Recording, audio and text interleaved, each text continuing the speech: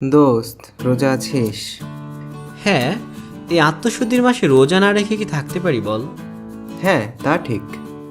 আচ্ছা, তোর কি অবস্থা বল? এই তো খুব একটা ভালো নাই রে। দেখতেই তো পাচ্ছিস দিন দিন ওজন বেড়ে যাচ্ছে। গত রমজানে ভাবলাম পুরো মাস রোজা আছি, ওজন কমাতে পারবো, কিন্তু না। ঈদের পরের দিন ওজন মেপে দেখি আগের চেয়ে 3 থেকে 4 কেজি বেড়েছে। তা তো বাড়বেই, সবই মনে আছে আমার। ইফতারিতে তুই যে পরিমাণে খাবার খেতি, সারাদিনে হয়তো তার অর্ধেক ক্যালোরিও তুই খরচ করতি না। হ্যাঁ রে, ওসব ভাজা পোড়া দেখলে আবার আমার মাথা ঠিক থাকে না। এই রমজানে ওজন কমাতে চাই। তুই একটু বল তো কিভাবে কি করতে হবে। বুঝিসই তো, সামনে আমার বিয়ে শাদী। বুঝছি বুঝছি। আচ্ছা শোন, ওজন কমানোর মূল মন্ত্র হচ্ছে calorie in is less than calorie out. মানে সারাদিন রোজা রেখে কাজকর্ম করে এবং আমাদের বিএমআর অর্থাৎ বেজাল মেটাবলিক রেট সব কিছু মিলিয়ে তুই যতটুকু ক্যালোরি খরচ করছিস তার চেয়ে কিছুটা কম ক্যালোরি গ্রহণ করলেই তোর ওজন কমবে। সেক্ষেত্রে তাহলে ইফতার, রাতের খাবার আর সেহরিতে সুন্দর করে একটা ডায়েট চার্ট করতে হবে। হ্যাঁ, তবে যে বিষয়টা সবচেয়ে বেশি মনে রাখতে হবে তা হলো রমজান মাস আমাদের সংযমী হতে শেখায়, আত্মত্যাগী হতে শেখায়। সারাদিন না খেয়ে থেকে ইফতারিতে গিয়ে রোজার এই উদ্দেশ্যটাকে আমরা ভুলে যাই। অতিরিক্ত খাবার খেয়ে ফেলি, খাবার নষ্ট করি আর শো আপ করার জন্য জাঁকজমক ইফতারের আয়োজন করি, যা কখনোই সংযম ও ত্যাগের মধ্যে পড়ে না। হ্যাঁ, ঠিক বলেছিস রে, অতিরিক্ত খাবার কমিয়ে দিতে হবে। আচ্ছা, এখন তো ডায়েট চার্টটা দেখে নে। ইফতার, সারাদিনের পানির চাহিদা পূরণ করতে পর্যাপ্ত পানি পান করতে হবে। ডাবের পানি, বেলের পানি হলে ভালো হয়। সাথে 1-2টি খেজুর দিয়েও রোজা ভাঙতে পারিস। অবশ্যই চিনি জাতীয় কোনো শরবত খাওয়া যাবে না। সকল ধরনের ডিপ ফ্রাই, প্রসেসড ফুড, বেগুনি, চপ, পেঁয়াজু না খাওয়াই ভালো, কারণ এগুলো খেলে অনেক বেশি ক্যালোরি ইনটেক হয়।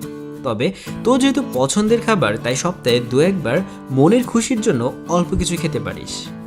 বিভিন্ন সালাদ, ফ্রুটস অথবা এর সাথে সামান্য টক দই অ্যাড করে খেতে পারিস। দেশীয় ফল আমড়া, পেয়ারা, তরমুজ, জাম্বুরা ইত্যাদি ইফতারে খেতে পারিস। আর যদি সরকারি জাতীয় খাবার একান্তই খেতে চাস, যেমন ছোলা, মুড়ি, ভাত, খিচুড়ি, সেক্ষেত্রে অবশ্যই খেয়াল রাখবি বেশি ক্যালোরি যাতে গ্রহণ না করিস। তাহলে কিন্তু ওজন কমানোর এই পুরো চেষ্টাটাই গুড়ে বালি হয়ে যাবে। সেই সাথে আরেকটা বিষয় মাথায় রাখতে হবে, তা হলো খাবার ধীরে ধীরে খাওয়া। অনেক সময় দেখা যায় শুরুতেই আমরা অনেক বেশি শরবত বা পানীয় খেয়ে ফেলি, তাতে আমাদের সবসময় পেট ভরা মনে হয় এবং তা খাবার হজমেও সমস্যা দেখা দেয়। তাই খাবার খাওয়ার সময় ধীরে ধীরে পরিমাণ মতো খাওয়া উচিত। রাতের খাবার, তারাবির নামাজের পর রাতের খাবার খাবি। সেখানে 1-2 পিস মাছ, মাংস আর প্রচুর শাকসবজি যেন থাকে, আর সাথে সামান্য ভাত খাবি। রাতে ঘুমাতে যাওয়ার আগে ডিম, দুধ বা একটু পনির খেতে পারিস। আর অবশ্যই রাতে 10টা থেকে 11টার মধ্যে ঘুমিয়ে যাবি। অনেকে রাত জেগে থাকে এবং একচোটে সেহরি খেয়ে ঘুমায়, যা ওজন বাড়িয়ে দিতে পারে। সেহরি, সারাদিন না খেয়ে থাকবি বলে সেহরিতে অনেক খাবার খাবি, এটা ঠিক না। আবার সেই সাথে না খেয়ে রোজা রাখাটাও একদমই ঠিক না।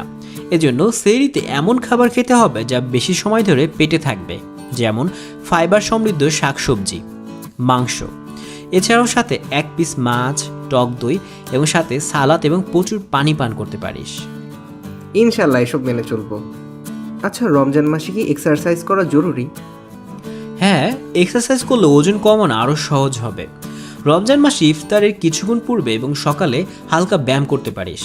খালি পেটে ব্যায়াম করলে গ্লুকোজের চাহিদা পূরণের জন্য শরীর তখন ফ্যাট বার্ন করবে এবং এতে করে ওয়েট লস হয়। আমি প্রতিদিন ইফতারের আগে একটু এক্সারসাইজ করি, দৌড়াদৌড়ি করি। তুই চাইলে আমার সাথে জয়েন করতে পারিস। ঠিক আছে, আমিও তোর সাথে তাহলে এক্সারসাইজ করতে বের হব। খুব উপকার করলি রে দোস্ত। ওজন কমিয়ে আমাকে কিন্তু অবশ্যই ট্রিট দিবি, ঠিক আছে? আরে হ্যাঁ, দিব দিব। এই ভিডিওটি কেমন লাগলো? আশা করি রমজানে এই ডায়েট চার্টটি ফলো করলে আপনি সহজেই ওজন কমাতে পারবেন।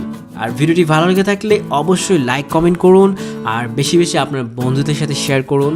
দেখা হচ্ছে পরবর্তী ভিডিওতে। ততক্ষণে ভালো থাকুন, সুস্থ থাকুন আর হ্যাঁ, চ্যানেলটি অবশ্যই সাবস্ক্রাইব করে নেবেন।